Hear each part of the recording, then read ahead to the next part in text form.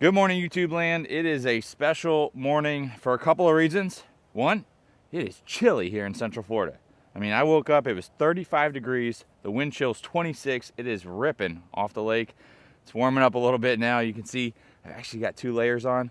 Guys, that just doesn't happen here in Florida. Certainly not for me. But more importantly, we're gonna address the #1 question on all of my videos. Even unrelated to all the videos I've made, the #1 question has been about what's behind me. The poor man's pole barn, as I like to call them.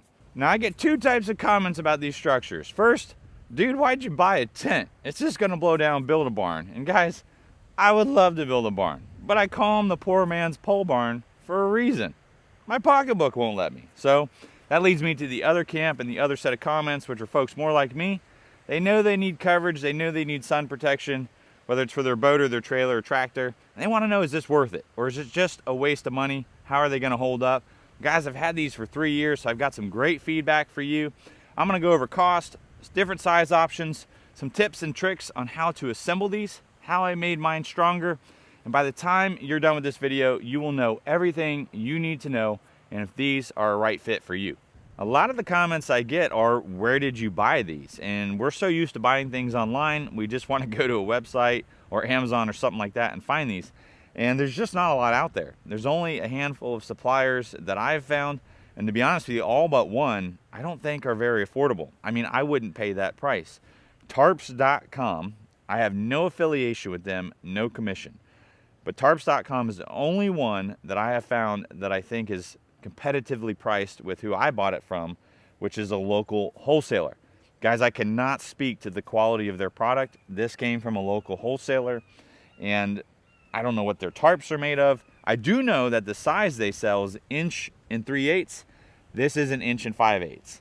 They really only come in 2 sizes of tubing, and those are the 2 that I just gave you. And the reason why is you're limited based on the coupler. So whoever manufactures these elbows that create the roof pitch, they just do it in two different sizes. So your vertical posts, which guys, all these are fence posts, which brings me to, how do you buy these and how do you source these and make them affordable to you? Well, first of all, just go on Facebook Marketplace, search Canopy, and see if you find a picture that looks like what's behind me. Chances are you found the exact thing that I have, okay? Now, if you can't find that, there is a company called Got Ya Covered. I'll put a link down in the description. I have no affiliation with them. I can't vouch for them. I get 0 commission from them, nothing. I've gone and asked them so that I could provide you a source. If you're in the middle of Kansas or the middle of Nebraska or somewhere, obviously not where I am in Central Florida, that you would have a way to purchase this from a company. Now, what he'll do is he will send you the tarp, the bungees, and the elbows, because that will package up nice and tight and it will be affordable to ship.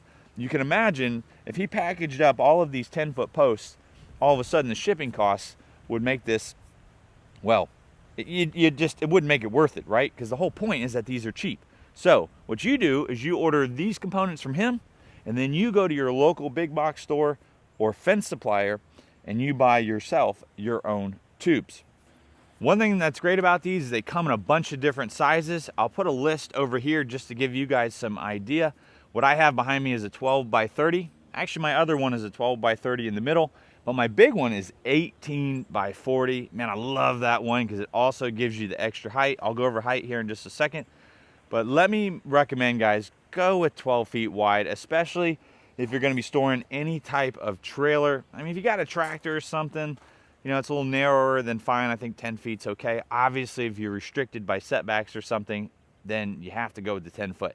I could clearly put this trailer in a 10-foot space, but having this extra room just to navigate, to make sure at night when I'm backing in here that I don't clip my fenders on one of these poles, guys, just get the 12 foot. You're gonna be thankful you've given yourself that extra cushion of space. Now, as far as height goes, there's a couple things to be thinking about. Now, if you go and you just buy the standard tubes, they're gonna be 10 foot. But remember, you've gotta put those in the ground. You've gotta create some structural integrity by anchoring them. Some people do that with strings. Guys, these are already kind of tacky enough, being tent-like structures, but then you add strings to them, you might as well just bring the circus into town. I mean, that's what it looks like. So I highly, highly recommend you do these wood posts. They do a couple things for you. Number one, they really stiffen up the structure. Number two, you can put the wood post down 2 feet and concrete those in. That's going to help with uplift. I'll explain that more in a little bit when we talk about hurricanes. But the other thing it does is it allows you to start your 10-foot tube here instead of 2 feet in the ground, so you can get some extra height. Now, this one has a 10-foot peak height. My middle one has a 13-foot peak height. And the big canopy gets all the way up to 14 feet. Actually, what's really great about the two larger ones is that their eave height is at 10 feet, which is really important because if you've got an RV where it's kind of shaped like a box, you're gonna want that eave height because it's gotta be able to get over the side of that RV. Even though an RV might be able to fit underneath this, it won't on the sides because I only have 7-foot clearance here. So think about these wood posts. It's a great way for you to get some extra height out of those metal posts. It'll really stiffen up the chassis. If you're just doing a single canopy, I think you get away with a 4x4 post. You can see there's plenty of room here to anchor the vertical tube. But where I've joined my 2 canopies together, I actually went with a 4x6 here. You can see that little extra width allows both tubes to fit comfortably and obviously a lot stronger. Now, while I highly recommend you do the wood post, there actually is another tip. Not all bungee strapping is created equal, and I'm going to show you that now. Now, this was not staged. I've actually had this one loose for a while, and it's because when I strapped it, I just did it the conventional way, which is to come over one time like that. But there is a better way to do it. Once you have it around, take one side of it, turn it, twist it, create a loop, and put the ball through that way. There you go. And now you can see it almost creates a little knot right there. That bad boy won't come out. Again, I'm emphasizing there's nothing special about these fence posts. They're not recessed at the top. They just simply slip inside this coupler here. And because they just simply slip inside, they can simply slip off. This tent will create a lot of uplift. It doesn't take a very big breeze to actually get some upward pressure. And I have found that these will come off of these posts. And as soon as that happens, you're susceptible to some twisting or bending. So a simple fix for that is to just add some self-tapping screws and you pin it. And you can see I've done that here and here. And if you check every single seam or joint, I've pinned it. And your structure will let you know where you've missed a pin. It won't take long, I assure you. So you just got your poor man's pole barn and you've taken my advice. You've installed the wood posts. You've put them in concrete footers. You've even double knotted your bungee cords and pinned all of your couplers. You've made this thing super strong. You're ready for hurricanes, right? Wrong. Don't forget what these things are. They're just tents made out of metal stick, pretty light duty stick. Now, they will hold up to some pretty high wind gusts.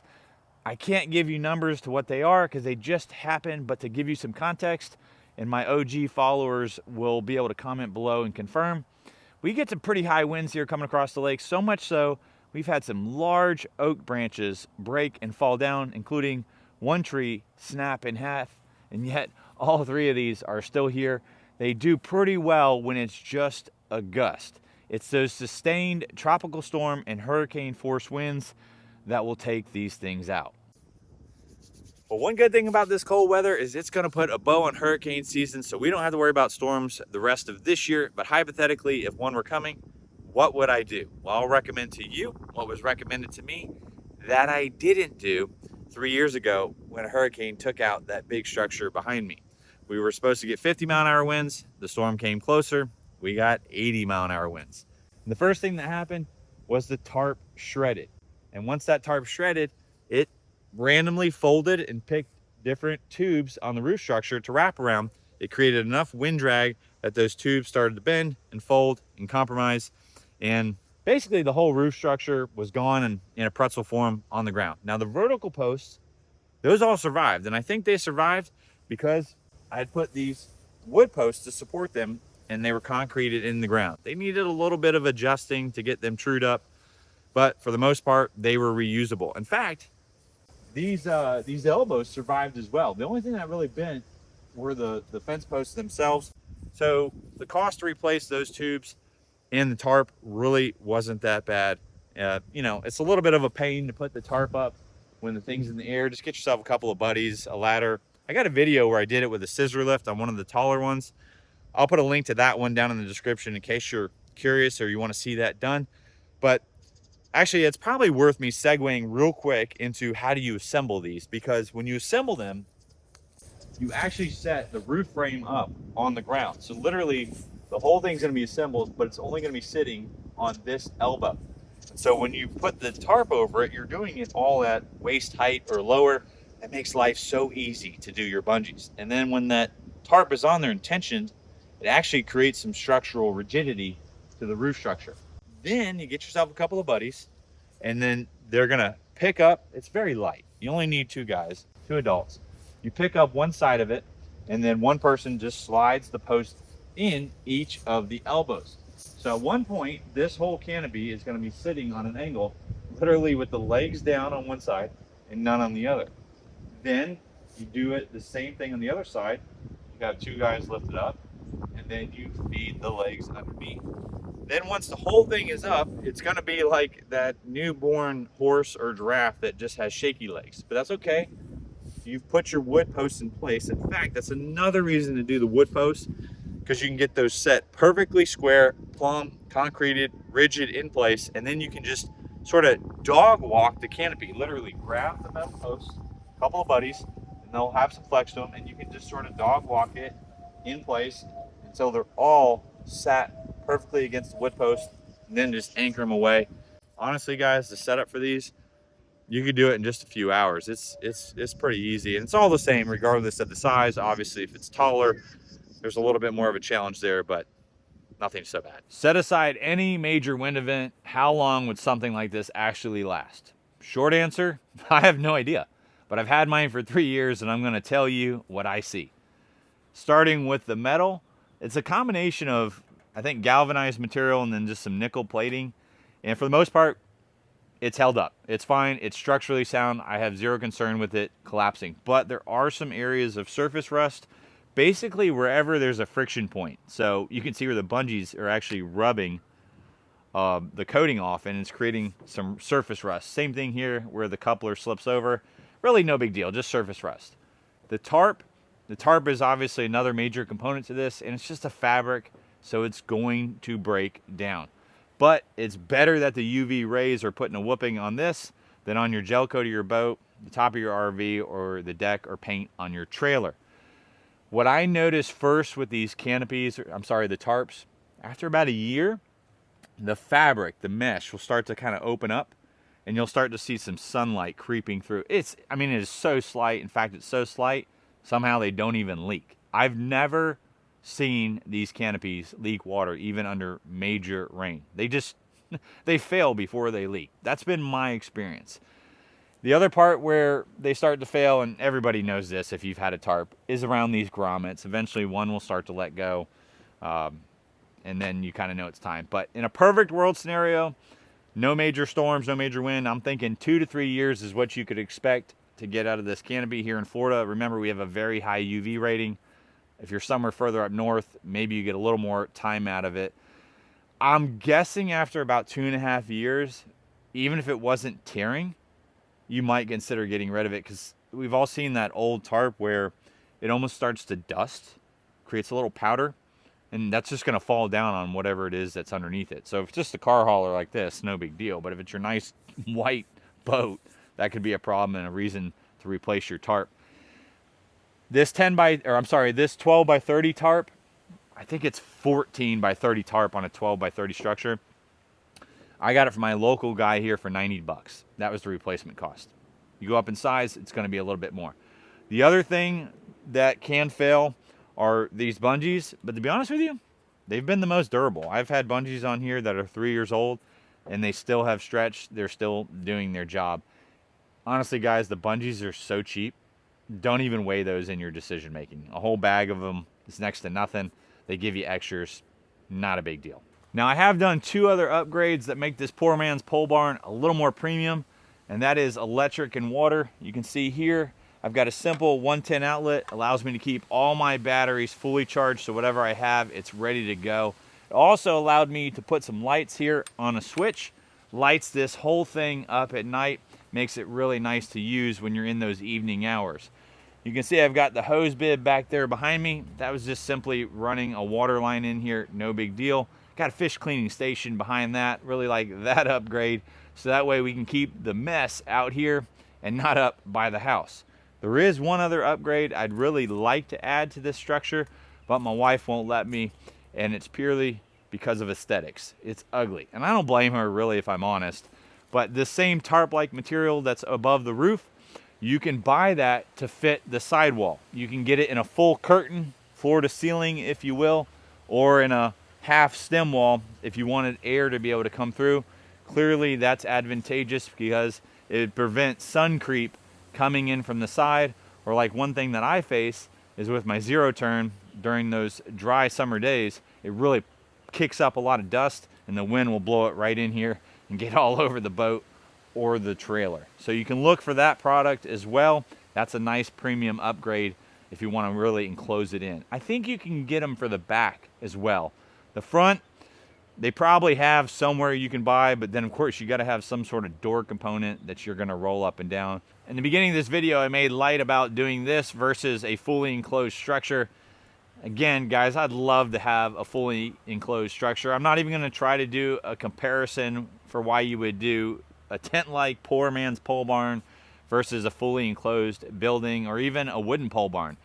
To me, the reason why you're shopping this is purely on cost. I don't even want to get into a value comparison because your number one concern is you don't want to spend a lot of money. That's why you're down in this category.